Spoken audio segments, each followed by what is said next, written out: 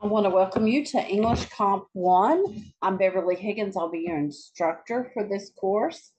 I wanted to start out with this video to introduce you to the type of writing that we will do in the course. We will be writing 5-paragraph essays. Excuse me. And I know most of you are probably very familiar, have written a lot of 5-paragraph essays, but I still want you to go through this presentation because there are specific things that I require that other instructors might not have. I want to let you know specifically what I'm looking for in your writing. That way there won't be any surprises. If you're not real familiar with writing 5-paragraph essays, or if you've been out of school for a while and maybe you've forgotten a few things, this will be just a good refresher for you. So let's talk about the elements of a 5-paragraph essay. Of course, it's comprised of 5 paragraphs. The first paragraph is your introduction paragraph. It's going to be multiple sentences long. It's not just like 2 or 3 sentences. We're going to write good introductory paragraphs. Sometimes this is the hardest for people to write. They say, I know what I want to say, but I don't know how to say it. So I will give you some more instruction on introductions and conclusions later. The middle paragraphs, paragraph 2, 3, and 4, are your body paragraphs. That's where you give your reasons for your argument or make your argument. And paragraph 5 is your conclusion paragraph. This is where you wrap everything up and provide closure for your reader. So we know it's going to be 5 paragraphs long, but how long is that? A lot of students ask me, how many pages should I write? Well, we don't do page count when we're talking about 5-paragraph essays. We do more word count because it is a shorter composition. So the general rule is 500 to 750 words. And that does average out to about a page and a half or a little more, especially with the header that you will include. It is, and it's double spaced. So 500 to 750 words. If you go a little over 750, that's okay. I'm not so much on the large end, except I really don't want you to go over 850. Once you get up into the 900 range, then you really should have added another paragraph. The paragraphs all need to be about 100 words long. The body paragraphs need to be consistent in length and complexity. So you don't want to have one really long body paragraph and then 2 little short ones. You don't want to have 2 really good meaty paragraphs and then 1 little short one. You want them all to be fairly consistent. So your reasons, your support ideas are going to be fairly similar in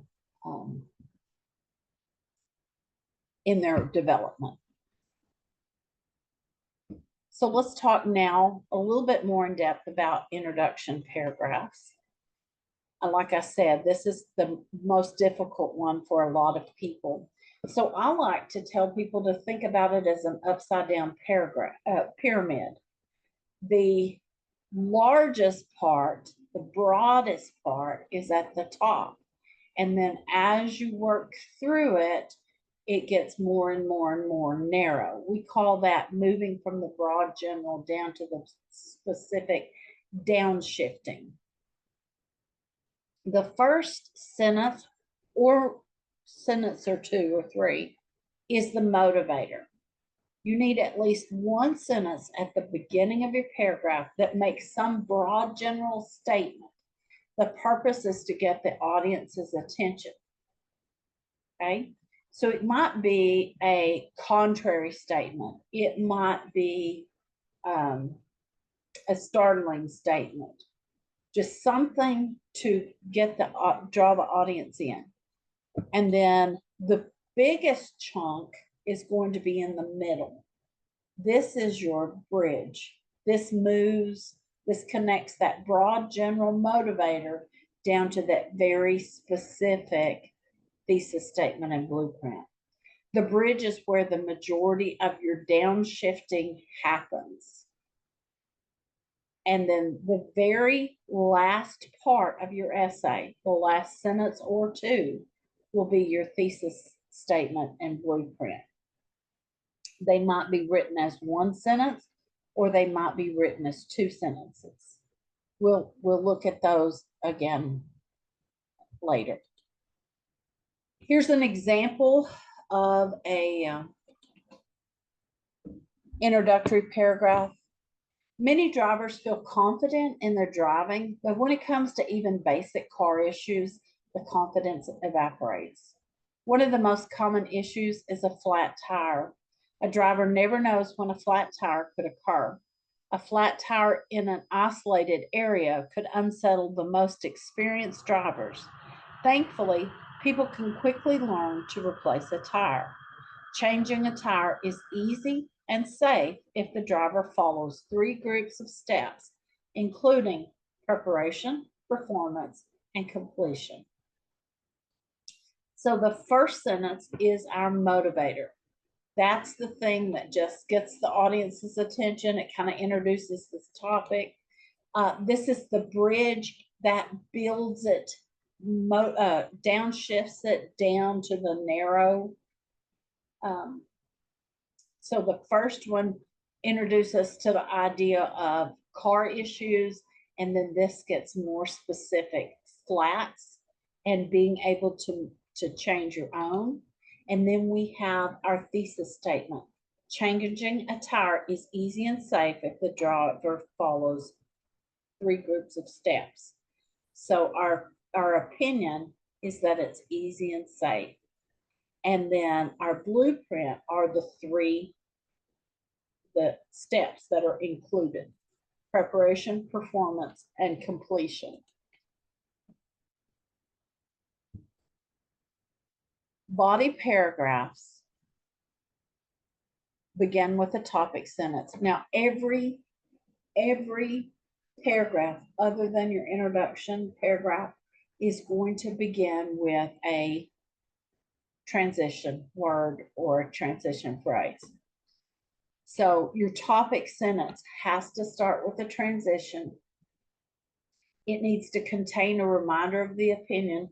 Remember, your opinion in this is that it is easy and safe to change a tire.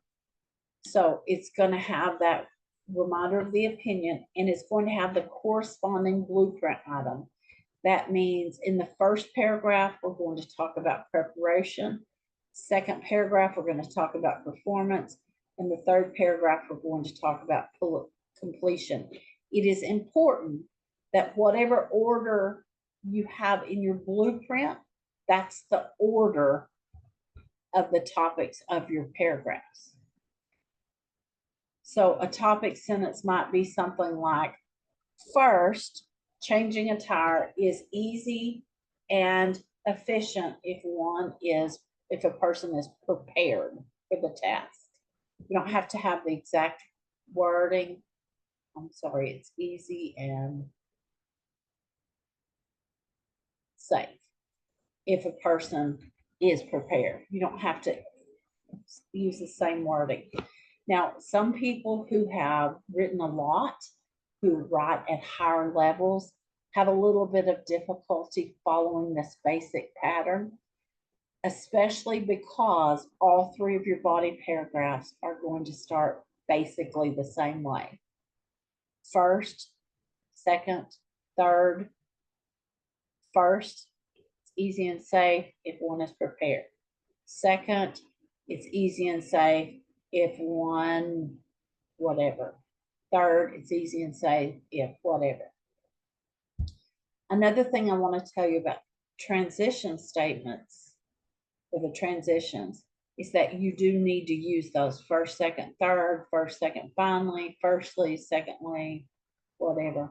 You don't want to use things like next, also. Those are words that you're going to use within the paragraphs to move from one reason or support to another. Your body paragraphs also have to contain those reasons and explanations, or it can be supports and explanations, or examples and explanations. And everything in that body paragraph has to relate to the topic sentence.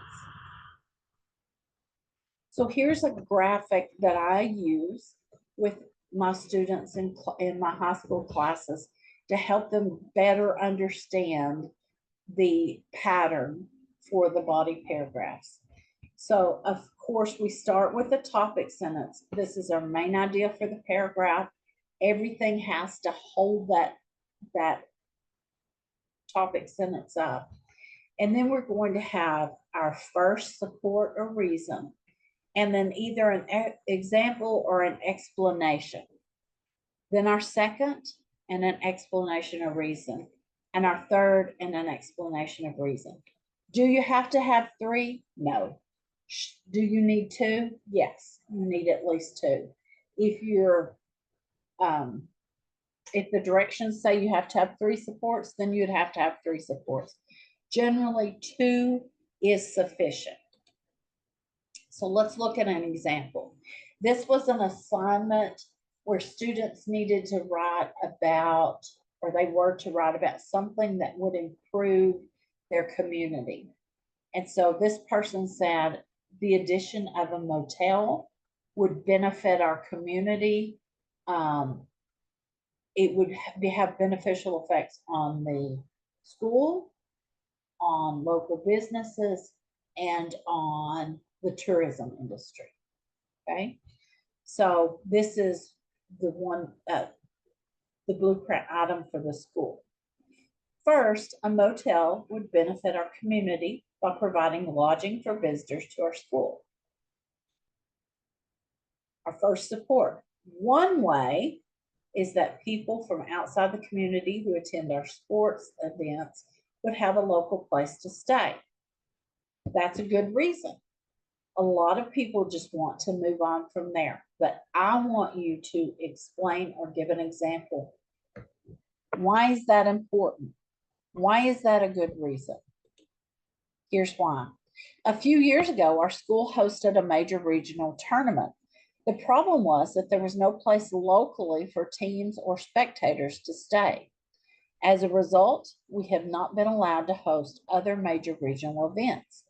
If we added a motel in our area, our school would once again be able to host events, which would greatly benefit not only the school, but also the community. Oh, okay, that's why. Another way this would be beneficial is that speakers who come to the school would not have to travel long distances the day of the presentation. So what? Why? Why is that a good idea? Some speakers will not book engagements with us because there's no place in the close proximity to stay, and they do not want to drive for multiple hours for simple presentations. Having accommodations nearby would open up opportunities for our school to be exposed to new people and new ideas. Oh, okay. Well, that makes sense. I do want you to notice that we don't have a conclusion statement on our body paragraphs. If we were just writing one paragraph to stand alone, we would put a conclusion on there. But if we're writing a body paragraph, we don't.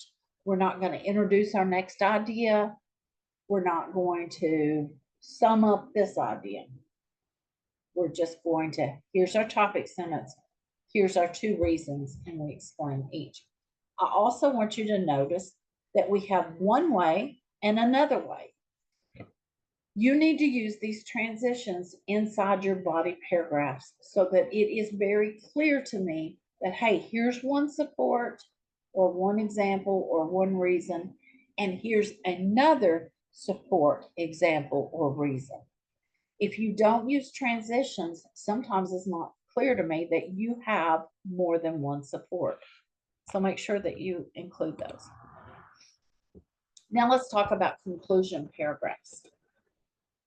There are specific things that you should have in a conclusion paragraph. Now your conclusion probably won't be as long as your introduction or your body paragraphs. That's just the way it is. But it needs to have, first of all, it has to begin with a transition. Remember, all except your introduction begin with the transition.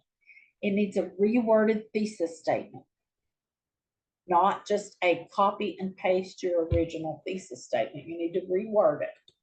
And it needs to provide closure of some sort. Probably the best way to provide closure is to kind of circle back to your introduction and refer back to what you used in your motivator.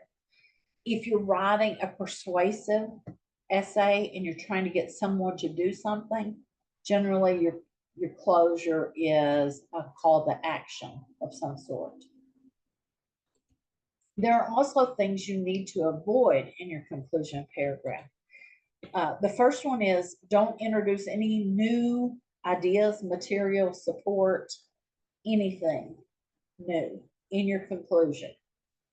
If you haven't addressed it in your body, don't talk about it in your conclusion.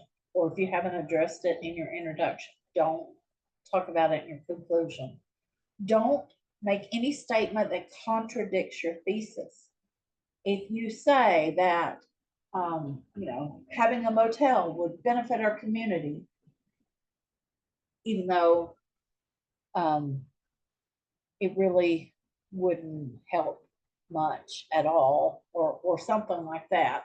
If you're going to don't contradict your thesis. If you made a claim at the beginning, that needs to still be your claim at the end. And don't raise counter arguments. A counter argument is an argument that someone would have against what you're saying. So a lot of people think that a hotel or a motel wouldn't be feasible in our area. However, don't raise those issues. Stick to what you've already talked about. So that wraps up the introduction section of this course. If you have any questions at any time about an assignment, or you're not sure how to do something, or you need a little more instruction on something, please let me know. You can send me a message on Blackboard. That's probably the quickest way to get a response. You can also email me through your StuMail. If you want an answer right now or today or whatever, my phone number is on the syllabus. Text me, I messaged you, or check your messages, or this is Susie from Comp 1. Will you look at the email I sent you, or something like that? Then I know to go in and look, because I am not in my office at my computer all day, every day. So if you have a question or need quick clarification, or you want to ask for some more instruction, even if it's for something that's coming up later, just let me know. I look forward to working with you this semester, and I wish you the very best of luck.